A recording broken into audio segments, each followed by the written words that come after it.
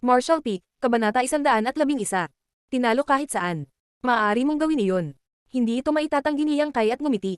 Tumingin sa kanya, sinabi niya.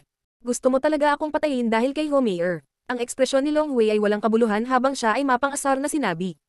Kung hindi, bakit sa palagay mo ay walang ibang gagawin ang Young Master na ito kundi ang sundan ka hanggang dito?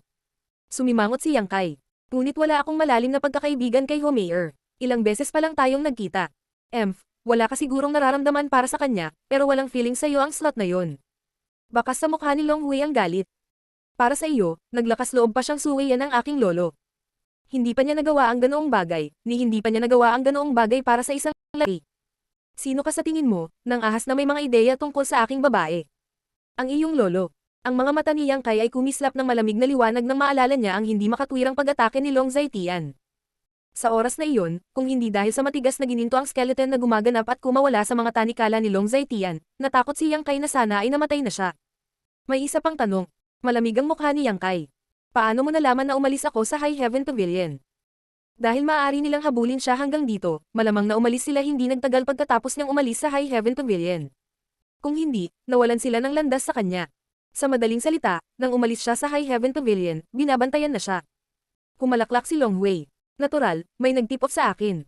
Tama na, kung sino ang nag-tip sa akin, hindi alam ng Young Master na ito. Pero sa tingin ko dapat mong malaman kung sino ang nasaktan mo. Tumingin si Long Wei kay Yang Kai nang may paghamak, na parabang nakatingin siya sa isang patay na tao. Wala siyang balak na itago kay Yang Kai at sinabi sa kanya ang lahat ng alam niya at hindi niya alam.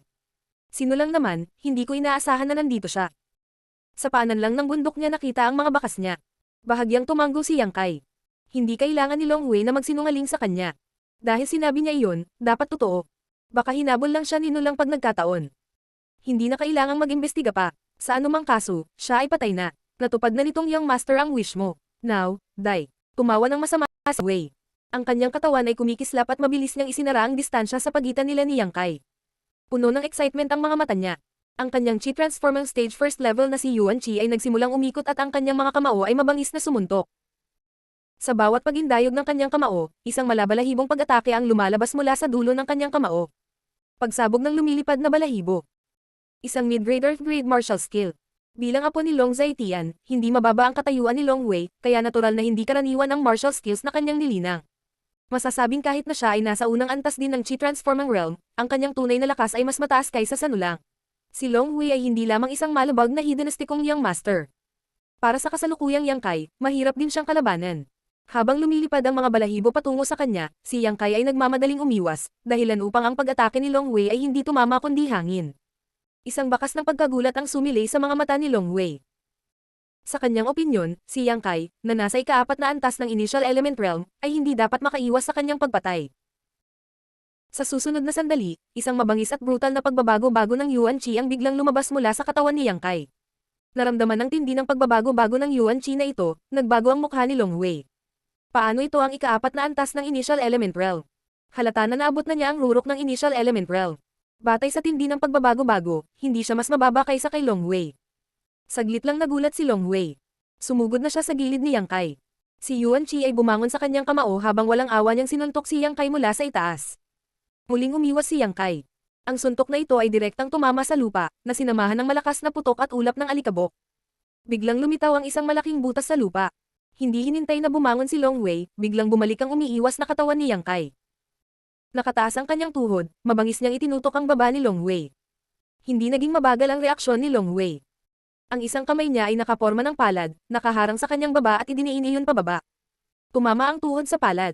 Parehong sumabog ang kanilang Yuan Chi. Suray-suray ang katawan ni Yang Kai. Ipinadala rin si Long Wei na lumipad ng paurong. Nang hihiram ng puwersang ito, nilusaw niya ang pag-atake ni Yang Kai. Pareho silang nagmamadaling tumayo pagkatapos magpalitan ng isang galaw. Pinalaki si Yang Kai, pinaikit ni Long Wei ang kanyang mga mata. Kaya pala kanina ka pa nagtatago ng lakas mo. Pero kahit ganun, hindi mo pa rin ako kalaban.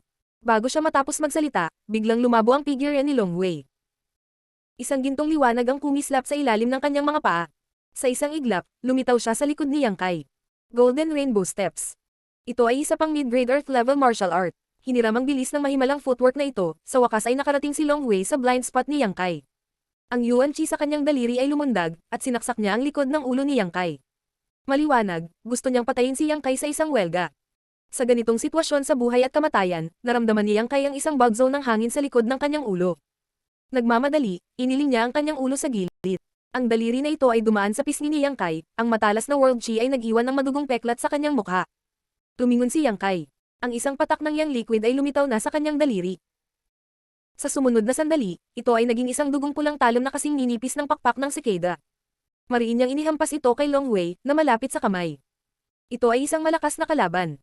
Hindi na nang ahas si Yang Kai na itago ang kanyang lakas. Ang anumang kawalang ingat ay maaaring magbuwis ng kanyang buhay. Ang talon ay direktang tumagos sa katawan ni Long Wei, na nahahati siya sa dalawa. Ngunit si Yang Kai ay walang kahit kititing na kaligayahan. Ito ay dahil pakiramdam niya ay wala siyang natamon. Ang kakaputol niya lang ay ang after image ni Long Wei. Medyo malalim ang footwork ng kanyang kalaban. Magandang reaksyon.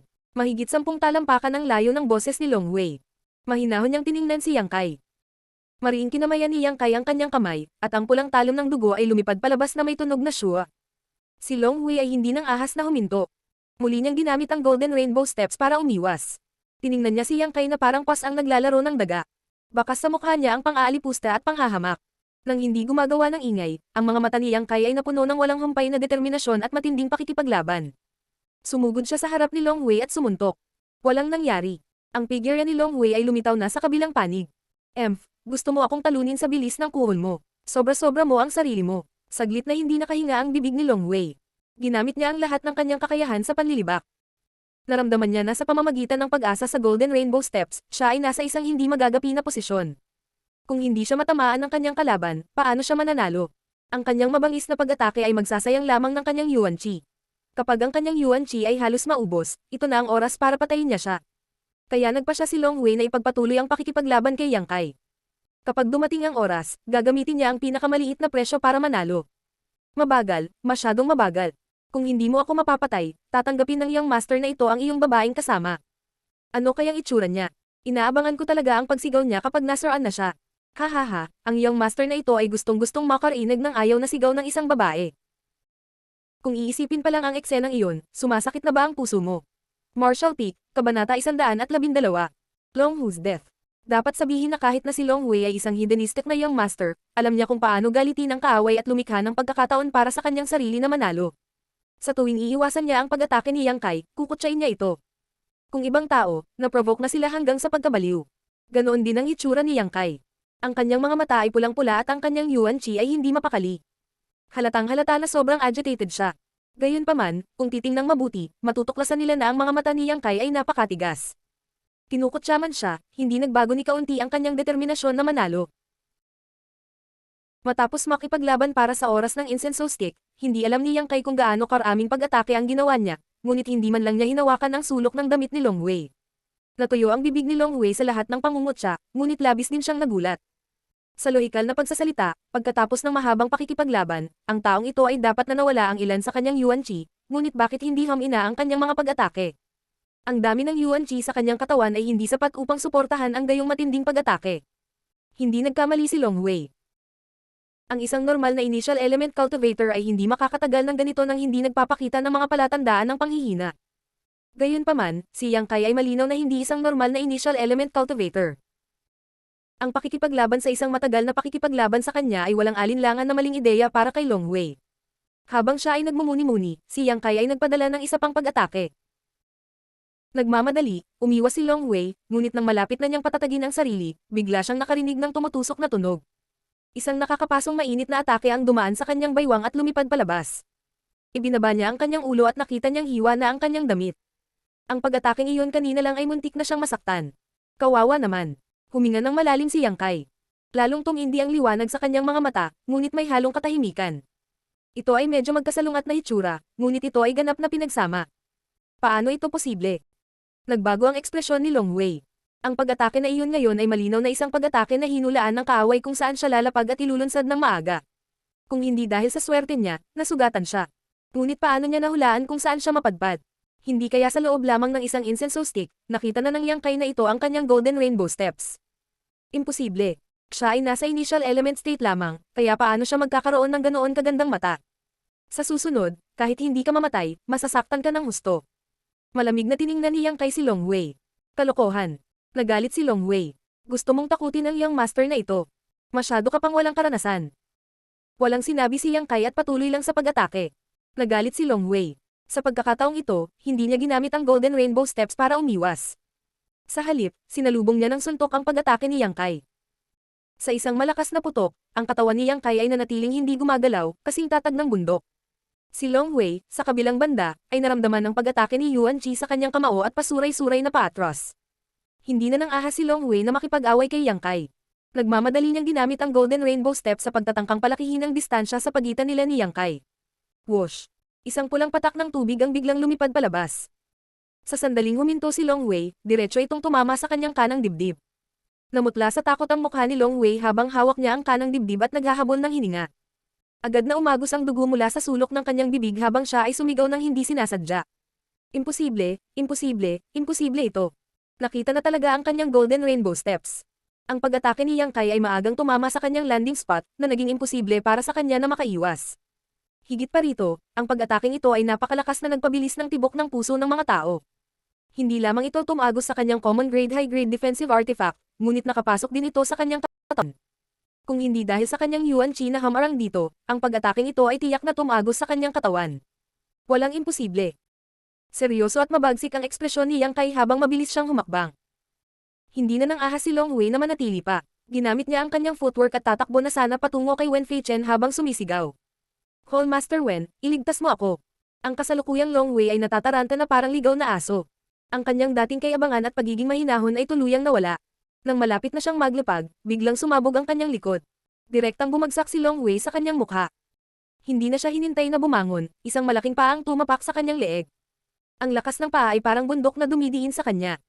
Si Long Wei ay patuloy na nagpupumiglas sa lupa, ngunit hindi siya makatalikod. Apo ako ng Deputy Chief ng Blood Group na si Long Zaitian. Kung pakakawalan mo ako, bibigyan kita ng pera at mga babae. Kung ano ang gusto mo, ibibigay ko. Kung papatayin mo ako, wala itong pakinabang sa iyo. Magiging kaaway ka lang ng Long family ko. Hindi napigilan ni Long Wei. Paulit-ulit na humihingi ng awa ang kanyang bibig. Ang kanyang likod ay nakaharap kay Yang Kai, ngunit ang kanyang mga mata ay puno ng hindi mapapantayang hinanakit. Iyang Master Long. Huminga ng malalim si Yang Kai. Hindi magandang pakinggan ang mga hiyawan mo. Oo, oo, oo. Tama si Brother Yang. Kung ayaw mo, hindi ako sisiga. Sa ilalim ng ambi, hindi nang ahas si Long Wei na hindi ibaba ang ulo. Kung gayon, itikom mo ang iyong bibig magpakailanman. Pagkatapos magsalita, tinapakan ni Yang Kai ang ulo ni Long Wei. Nakapatong ang buong mukha niya sa lupa. Nakayuko, sinuntok niya ang leeg ni Long Wei. Sa isang kaluskos, nabali ang leeg ni Long Wei. Dilat ang kanyang mga mata, puno ng takot at pagsisisi. Habang hawak ng isang kamay ang bangkay ni Long Wei, tumayo si Yang Kai at mabilis na lumapit sa kabilang panig ng larangan ng digmaan.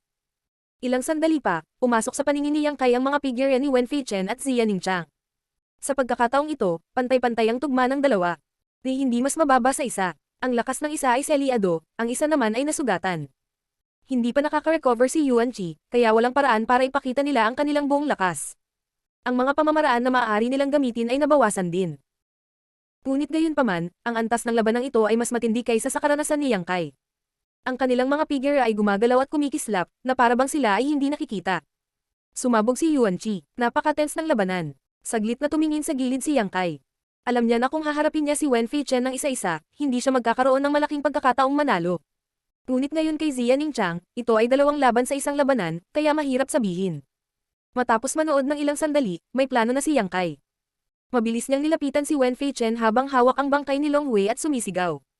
Call Master Wen, tingnan mo kung sino ito.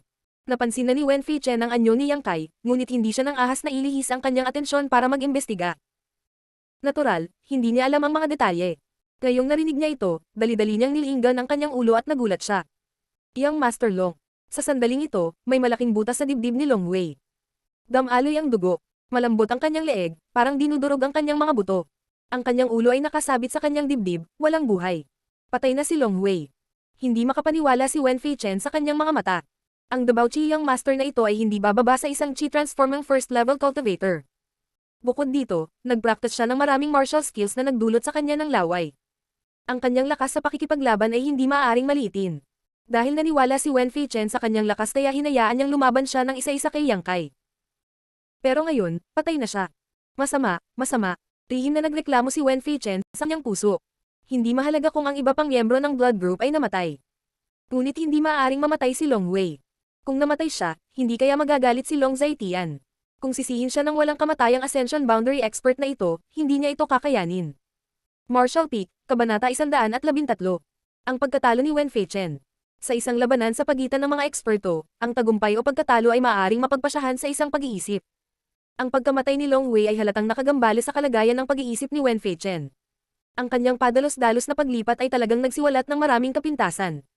Paano mapalampas ni Xia Ningqiang ang pambihirang pagkakataong ito? Malamig ang kanyang magagandang mata habang nakakrus ang kanyang mga palad at umaatake ng pamatay na galaw. Nang maramdamang may mali, sinubukan ni Wen Feichen ang kanyang makakaya na labanan, ngunit sa huli, hindi niya ito lubos na maharangan. Ang pagsabog ng chi ay sumabog sa kanyang dibdib, agad siyang nasugatan. Hindi na hinintay na magkaroon pa siya ng oras para harapin si Xia Ningqiang, binuhat na niyang kayang bangkay ni Long Wei sa kanyang harapan. Sumunod sa labanan sa pagitan ng dalawa, isang patong ng apoy ang nagliyab sa kanyang kamao. Palihim na sinuntok niya ang kilikili ni Long Wei. Napapanahong gumawa ng pressure si Xia Ningqiang kay Wen Feichen. Dahil inaatake mula sa magkabilang panig, si Wen Feichen ay talagang nataranta saglit at naging awkward ang kanyang ekspresyon. Sa kanyang kasalukuyang lakas, wala siyang magagawa kay Xia Ningqiang, ngunit kung marahas siyang aatake, maaari niyang seryosong masugatan si Yang Kai. Gayunpaman, walang kahihiyang inilagay ni Yang Kai ang bangkay ni Long Wei sa harap niya bilang isang kalasag. Kahit na mayroong libu-libong pamamaraan si Wen Feichen, hindi niya magagamit ang mga ito. Kung gusto niyang saktan si Yang Kai, kailangan muna niyang sirain ang bangkay ni Long Wei. Siya ay may ilang mga pagdududa. Walang hiya, brat.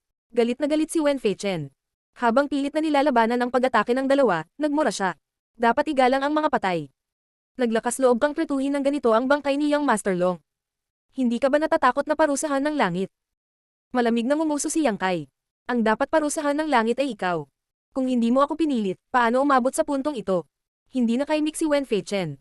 Kung pag-uusapan, ang dalawang taong ito ay pumunta lamang sa lambak ng bundok na ito upang maghanap ng mga likas na kayamanan, at hindi sila nakasakit ng sinuman o nakakasakit ng sinuman.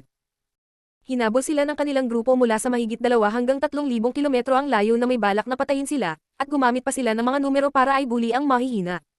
Paano sila magkakaroon ng mga kwalifikasyon para punahin sila ngayon? Sa gitna ng kaguluhan, sa wakas ay nakahanap si Yang Kai ng pagkakataong makatama ng suntok. Habang si Wen Feichen ay nagpupumilit na harangan ang pag-atake ni Xia Ningqiang, tinamaan niya ito sa baywang. Sa isang kisap mata, kabuang 10 patak ng Yang Liquid ang bumaril na parang matalim na talim. Isang mahinang ungol ang pinakawalan ni Wen Feichen at nagmamadaling umatras. Tumingin siya sa direksyon ni Yang Kai na may takot at gulat. Natuklasan niya na ang pag-atake ng binatang ito sa pagkakataong ito ay talagang ilang beses na mas mabangis kaysa sa babaeng iyon. Ang mainit na Yang Chi ay bumuhos sa katawan ni Wen Feichen, at isang madugong butas ang lumitaw sa kanyang tiyan. Bagamat hindi siya malubhang nasugatan, hindi naman magaan ang pinsala. Ang ekspresyon ni Yang Kai ay marangal. Natuklasan niya na minamaliit pa rin niya ang ekspertong Yuan Chi realm na ito. Ang kapangyarihan ng 10 patak ng Yang Liquid ay talagang nabigo na tumagos sa kanyang katawan. Ang kapangyarihan ng pagtatanggol ng Yuan Chi realm ng mga eksperto sa Yuan Chi ay talagang mas malakas kaysa kay Yuan Chi. Junior brother, ingat ka. Biglang sumigaw si Xia Ningqiang. Kasabay nito, natuklasan ni Yang Kai na ang mga mata ni Wen Feichen ay kumikislap na may nakatutuwang hangarin na pumatay habang sumusugod siya sa kanya. Sa wakas siya ay ganap na nagalit at nais na atakihin siya anuman ang kahihinatnan. Ang mga sulok ng bibig ni Yang Kai ay unti-unting gamulong sa isang malamig na ngiti. Alam niya na kapag ginamit niya ang Yang Liquid, tiyak na siya ang magiging unang target ni Wen Feichen. Ito ay dahil ang kanyang realm ay mas mababa kaysa kay Xia Ningqiang, ngunit ang kapangyarihang pumatay na ipinakita niya ay mas malakas kaysa sa kanya. Kung siya si Wen Feichen, gagawin din niya ang parehong pagpipilian. Lahat ay pasok sa kanyang inaasahan. Sa pagharap sa pag-atake ni Wen Feichen, hindi umatras si Yang Kai. Sa halip, mabilis itong lumapit sa kanya. Huwag.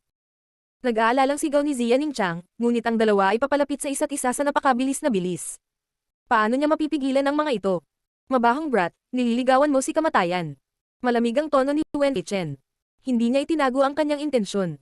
Itinaas niya ang kanyang palad at direktang pinasabog ito kay Yang Kai. Huminga ng malalim, biglang nanikip ang mga kalamnan ni Yang Kai. Ang kanyang tunay na Yang Yuan Chi ay itinulak sa limitasyon sa pagkakataong ito. Ang mga buto sa kanyang katawan ay nanginginig, ang kanyang buhok ay lumipad sa galit, at ang kanyang balat ay naging pula ng dugo. Para siyang nabaliw. Boom! Tumama ang palad ni Wen Feichen sa bangkay ni Long Wei. Tulad ng isang pakwan na binubuksan, ang Long Wei ay agad na naging isang tumpok ng tinadtad na karne at direktang sumabog. Si Yang Kai, na nagtatago sa likod niya, ay ganap na nalantad. Muling pinalo ni Wen Feichen ang kanyang palad. Sa pagkakataong ito, ang target ay si Yang Kai, na walang proteksyon. Sa sandaling ito, sumilay ang isang makahulugang ngiti sa mga mukha ng dalawang lalaki. Sa ilalim ng nakakatakot na titig ni Zia Ningchang, pinasabog ng palad na ito ang dibdib ni Yang Kai nang walang anumang magarbong galaw. Halatang halata na biglang bumagsak ang dibdib ni Yang Kai.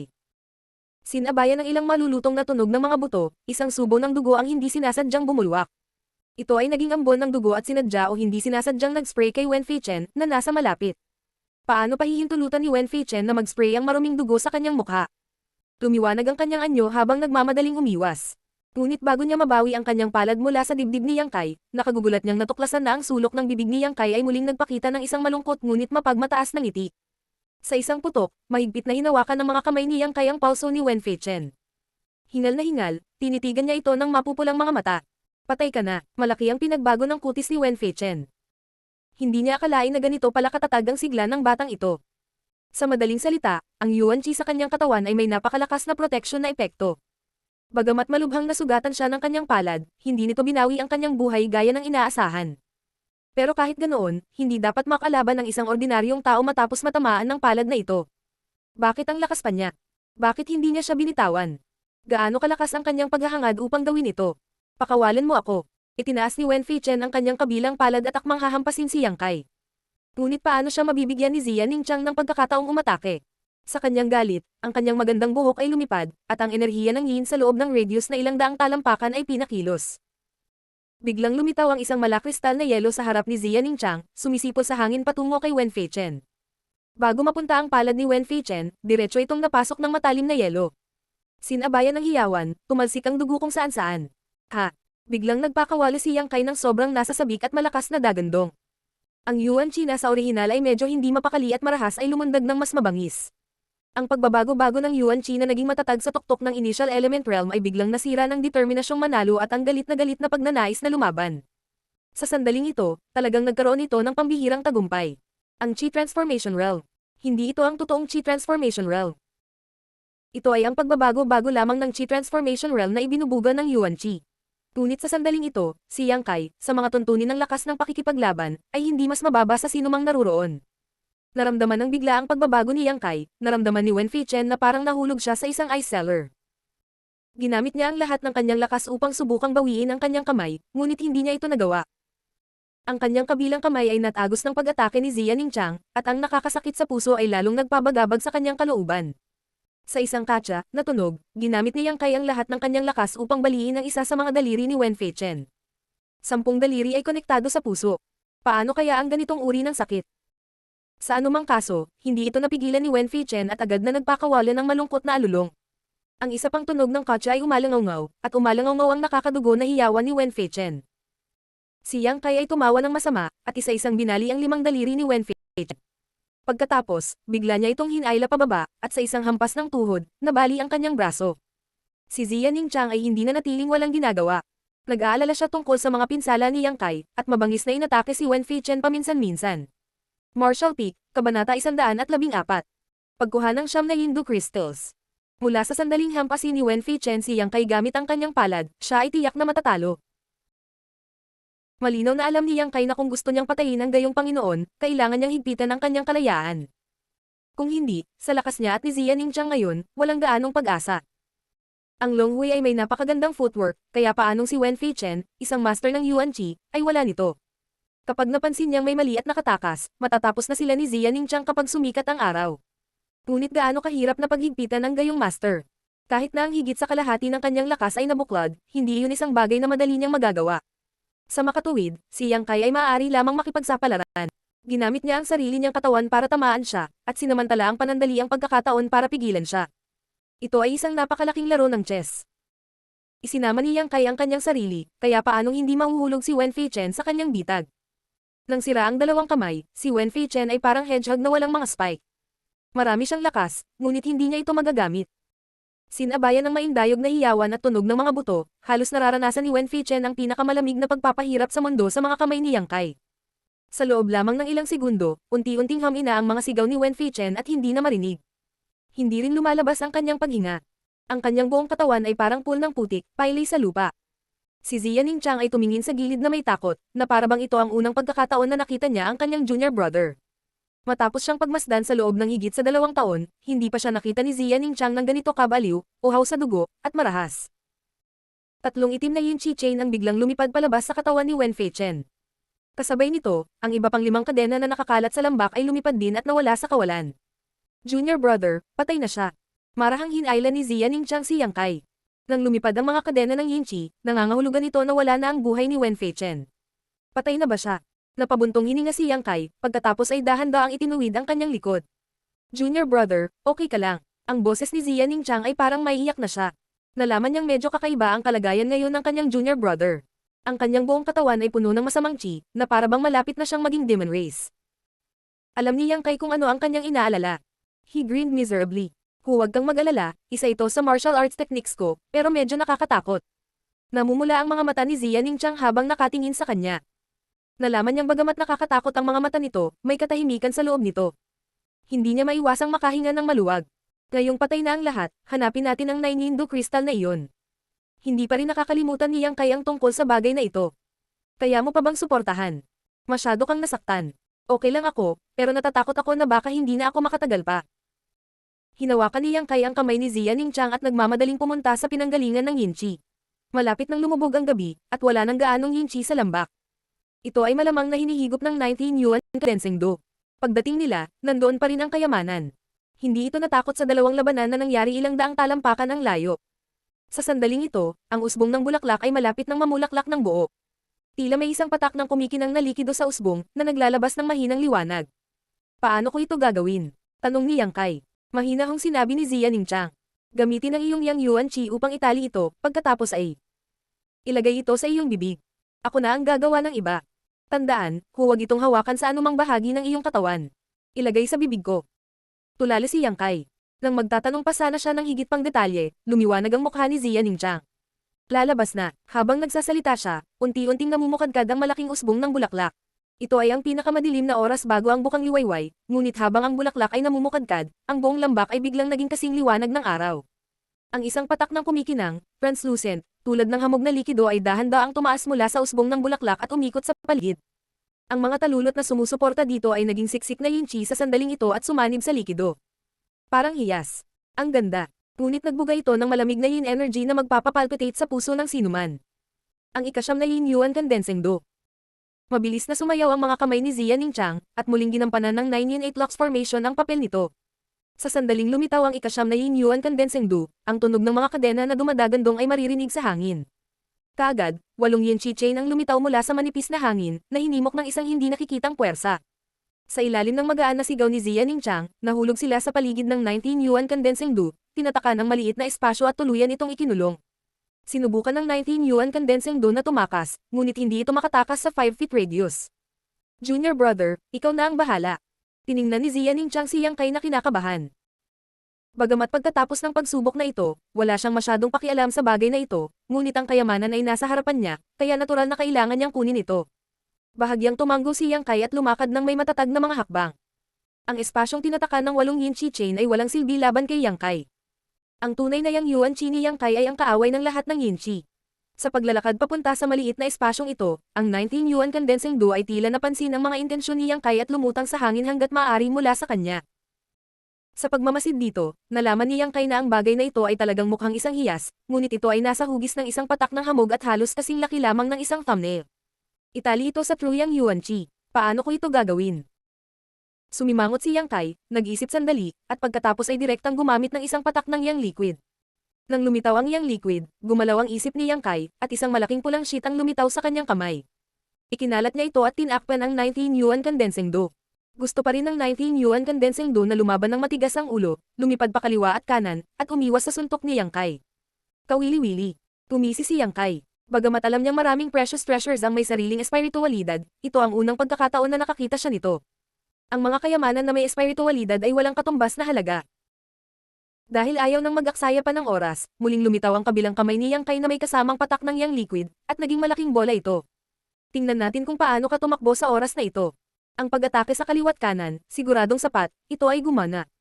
Ang nagninangas na pulang bola na nakabalot sa 19 Yuan Condensing Do na parang isda. Sa isang pagpitik ng kanyang daliri, ang Yang Liquid ay naging bola ng dumi at bumabalot sa 19 Yuan Condensing Do, ganap na pinatahimik ito. Hindi naglakas loob si Yang Kai na hawakan ito gamit ang kanyang kamay, ngunit direktang pinalamanan ng Yang Liquid at ang 19 Yuan Condensing Dough sa kanyang bibig. Sa sandaling ito ay pumasok sa kanyang bibig, isang malamig na buto ang kumalat sa kanyang bibig. Kahit nanilinang ni Yang Kai ang True Yang Secret Art, hindi niya maiwasang manginig sa sandaling ito. Ngunit sa mga sumunod na sandali, tila may enerhiya na hindi niya makitang malinaw na umuusbong sa kanyang katawan. Ang enerhiya na ito ay mas epektibo kaysa sa True Yang Yuan Qi, at agad nitong pinigilan ng ginaw. Kasabay nito, isang nakatutuwang puwersang nakakaakit ang nagmula sa kanyang mga buto, at ang True Yang Secret Art ay hindi sinasadyang umikot, na kumukuha ng enerhiya mula sa 19 Yuan Condensing Dough sa kanyang mga buto. Nalaman nito, nagbago ang ekspresyon ni Yang Kai, at nagmamadali niyang itinigil ang True Yang Secret Art, ngunit sa maikling sandaling ito ng pagkaantala, naramdaman ni Yang Kai na ang 19 Yuan Condensing Dough sa kanyang bibig ay lumiit ng kalahati. Sa halip, lumaki ang lamig sa kanyang mga buto at agad na nawala. Martial Peak, Kabanata 115. That Kiss. Nagbago ang ekspresyon ni Yang Kai. Hindi niya inaasahan na may mangyayaring hindi inaasahang pangyayari. Kahit na siya ay nag-eksperimento, alam niya na maaari niyang makuha ang iba pang mga uri ng enerhiya maliban sa katangian ng Yang at itago ang mga ito sa kanyang mga buto. Ngunit ngayon, paano niya nasipsip ang kalahati ng 19 Yuan Condensing Dough? At sa napakabangis na bilis. Pagkatapos ng lahat, ito ay isang bagay na kailangan ni Zia Ningchang. Ano ang dapat niyang gawin? Paglingon niya, ang ekspresyon ni Yang Kai ay medyo alang-anin. Tulad ng hindi niya alam kung paano ito ipapaliwanag sa kanya, si Zia Ningchang ay dumating na sa kanyang harapan na may kasamang mabangong hangin. Sa sandaling ito, ang mukha ng maliit na senior sister na ito ay namumula, ang kanyang paghinga ay bahagyang nagmamadali, at ang kanyang malinaw at dalisay na mga mata ay nalilito sa kahihiyan. Junior brother, magtiis ka, biglang nagsalita si Zia Ningchang, dahan-daang inabot ang isang kamay, pinulupot ito sa leeg ni Yang Kai, at marahang hinayla pababa ang kanyang ulo. Ang kanyang kamay ay medyo malamig, ngunit malambot na parang walang buto, tulad ng unang snowflake sa unang bahagi ng taglamig, na nagdadala ng nakakapreskong lamig kay Yang Kai. Nakatayo sa tipto, ipinikit ni Zia Ningchang ang kanyang mga mata, ang kanyang mahabang pilikmata ay hindi mapakali. Pagkatapos, itinaas niya ang kanyang belo, bahagyang ikiling ang kanyang ulo, at idiniin ang kanyang mapupulang labi sa bibig ni Yang Kai. Dalawang malalambot na labi, at isang kapana-panabik na halimuyak ng dalaga ang nananatili sa dulo ng kanyang ilong. Natigilan si Yang Kai. Sa sandaling ito, sa wakas ay naunawaan na niya kung bakit nang tanungin niya kung paano kolektahin ang 19 Yuan Condensing Dough, si Treasurer Meng at Zia Ningchang ay naging malabo at ayaw sabihin sa kanya. Sa orihinal, hindi masyadong malinaw si Yang Kai tungkol sa dahilan, ngunit sa sandaling ito, bigla niyang napagtanto. Mayroong lahat ng uri ng kakaibang paraan upang mangolekta ng langit at lupa na espiritual na kayamanan. Ang bawat uri ng espiritual na kayamanan ay nangangailangan ng ibang paraan upang mangolekta. Ngunit ang paraan upang mangolekta ng 19 Yuan Condensing Dough ay napakaganda at matamis. Nang maglapat ang kanilang mga labi, bumilis ang paghinga ni Yang Kai at nasunog ang kanyang lalamunan. Kahit na mayroon siyang 19 Yuan Condensing Dough sa kanyang bibig, hindi niya mapigilan ang pagkulo ng kanyang dugo. Si Zia Ningchang ay lalong hindi nakayanan. Matapos ilapat ang labi niya sa labi niya, nanatili siyang hindi gumagalaw na parang estatwa. Ang kanyang mukha ay kasing pula ng dugo, at ang kanyang tibok ng puso ay kasing lakas at mabilis na parang tambol ng digmaan. Nalilito siya kung ano ang gagawin at halatang naguguluhan. Bagamat hindi lubos na nauunawaan ni Yang Kai ang prinsipyo at tiyak na paraan ng pagsupil sa 19 Yuan Condensing Dough, alam niyang hindi niya laging mapanatili ang ganitong estado. Walang pag-aalinlangan, hinawakan niya ang malabong baywang ni Zia Ningchang at hinayla ito sa kanyang yakap. Pagkatapos, ginamit niya ang dulo ng kanyang dila para balutin ang 19 Yuan Condensing Dough sa kanyang bibig. Binuksan niya ang kanyang malaperlas na mapuputing ngipin at ipinadala ang natural pressure sa kanyang bibig. Dahil sa lamig ng 19 Yuan Condensing Dough, sa wakas ay nabawi ni Zia Ningchang ang ilan sa kanyang mga pandama. Tinanggap niya ang 19 Yuan Condensing Dough at nilunok ito sa kanyang tiyan. Isang matamis at mabangong sensasyon ang walang katapusan na bumalat mula sa dulo ng kanyang dila. Mahigpit na pinagdikit ang katawan ng dalawang tao. Ang itaas na bahagi ng katawan ni Yang Kai ay hubad, kaya ang kanyang mga pandama ay mas sensitibo. Paanong ang isang bata at masiglang kabataang tulad niya ay makakalaban sa ganitong uri ng tukso? Halos likas, hinawakan ni Yang Kai si Zia Ningchang ng mahigpit gamit ang isang kamay at ginamit ang kabilang kamay para umakyat sa kanyang mabilog at masiglang puwitan at masahin ang mga ito. Naramdaman ng dalawang bukol ng kapunuan sa kanyang dibdib at naramdaman ang init ng katawan ng isa, ang paghinga ni Yang Kai ay naging mas mabilis. Matapos maingat na makipaglaro sa kanila ng ilang sandali, ang kanyang malaking kamay ay umikot sa harapan at umakyat, walang kabuluhang hinihimas ang dalawang bukol ng jade pick na puno ng kamanghamanghang pagkalastiko. Isang helang hingang lumabas sa bibig ni Zia Ningchang. Nakita ni Yang Kai ang kanyang malalaking mata na dahan-daang nagbukas ng isang biyak. Nanginginig ang kanyang mga pilikmata, ngunit nang mapansin niyang nakatitig ito sa kanya ay mabilis niyang ipinikit ang kanyang mga mata sa takot. Ang mabigat na paghinga, ang pagpapalitan ng kanilang mga katawan, ang pagdampi ng kanilang mga dila, at ang paghahalo ng kanilang mga kaluluwa, halos nakalimutan na ng binata at babae ang lahat ng nasa paligid nila. Niyakap nila ang isa't isa ng mahigpit na para bang hindi na sila makapaghintay na magsanib sa katawan ng isa't isa. Biglang nakaramdam ng pananakit si Yang Kai sa kanyang dila at hindi napigil ang mapasigaw. Sinamantala ang pagkakataong ito, ipinatong ni Ziya Ningchang ang dalawang kamay sa dibdib ni Yang Kai. Kinagat ang kanyang malaperlas na mapuputing ngipin, itinulak niya ng buong lakas at mabilis na nakatakas mula sa yakap ni Yang Kai. Bakit mo ako kinagat? Naramdaman ni Yang Kai na ang kanyang dila ay nakagat, at may lasa ng dugo sa kanyang bibig. Tinakpan ni Ziya Ningchang ang kanyang dibdib gamit ang isang kamay. Tumaas baba ang kanyang mga dibdib habang hinahabol ang kanyang hininga, sinusubukang pakalmeyan ang kanyang mabilis na tibok ng puso. Pagkaraan ng mahabang panahon, sinabi niya, "Ikinalulungkot ko, para pinuhin ang 9 Yuan Condensing Do, kailangan ko ang iyong innate pure yang chi at isang patak ng dugo mula sa iyong dila. Para pinuhin ang 9 Yuan Condensing Do, kailangan ng isa ng purong yang chi. Kung mas dalisay ang yang chi, mas mabuti." Nilinang ni Yang Kai ang true yang tactics, kaya walang alinlangan na natugunan niya ang mga kinakailangan. Ngunit para pinuhin ito, kailangan ng isang tao ang innate pure yang chi at isang patak ng dugo mula sa kanyang dila. Ang innate pure yang chi ay hindi isang bagay na maaaring makuha sa pamamagitan ng cultivation. Sa halip, ito ay isang mahiwagang enerhiya na umiiral sa katawan ng bawat tao mula sa kapanganakan. Mawawala ito pagkatapos niyang magkaroon ng matalik na relasyon sa isang babae. Ang enerhiya na ito ay walang silbi sa normal na panahon. Nawala man ito, wala itong epekto sa katawan. Ngunit ito ay kinakailangan sa ilang mga sitwasyon, tulad ng kasalukuyang sitwasyon. Dati, nang maramdaman ni Yang Kai ang malamig na enerhiya na lumabas sa kanyang katawan at bumabalot sa 9 Yuan Condensing Do, ito ay innate pure yang chi. Kaya naman tinanong ni Treasurer Meng si Yang Kai kung siya ay birhen. Ang isang birhen lamang ang magkakaroon ng innate pure yang chi, at tanging dugo ng isang birhen mula sa kanyang dila ang magagamit upang pinuhin ang 9 Yuan Condensing Do. Nang marinig ang mga salita ni Ziya Ningchang, hinawakan ni Yang Kai ang kanyang bibig at seryosong sinabi, "Kaya ganoon. Sapat na ba? Kung hindi, mayroon pa akong higit pa. Hindi ba't ilang patak lang ng dugo ang lumabas sa dila niya?" Napahiya si Ziya Ningchang kaya gusto niyang maghanap ng butas na mapagtataguan. Paulit-ulit siyang tumango. Tama na ang isang patak. O, hindi maiwasan ni Yang Kai na makaramdam ng kaunting pagkabigo. Sa pag-iisip muli sa nararamdaman ng kanyang dila, hindi niya maiwasang alalahanin iyon. Iyon ang unang pagkakataon na naging matalik siya sa isang babae. Little senior sister. Si Yang Kai na may pag-aalinlangan na tumawag sa kanya, isang nagninangas na liwanag ang kumikislap sa kanyang mga mata. Biglang natarante si Ziya Ningchang. Paano niya hindi maintindihan ang nakatagong kahulugan sa mga salita ni Yang Kai? Mabilis niyang sinabi, "Nasugatan ka, kaya dapat gumaling ka muna. Kailangan ko ring magmadali at pinuhin ang 9 Yuan Condensing Do." O, naalala ni Yang Kai na minsan niyang sinabi na kung ang 9 Yuan Condensing Do ay hindi napino sa loob ng 2 oras matapos itong makuha, ito ay ganap na mawawala. Tama, ang bagay na ito.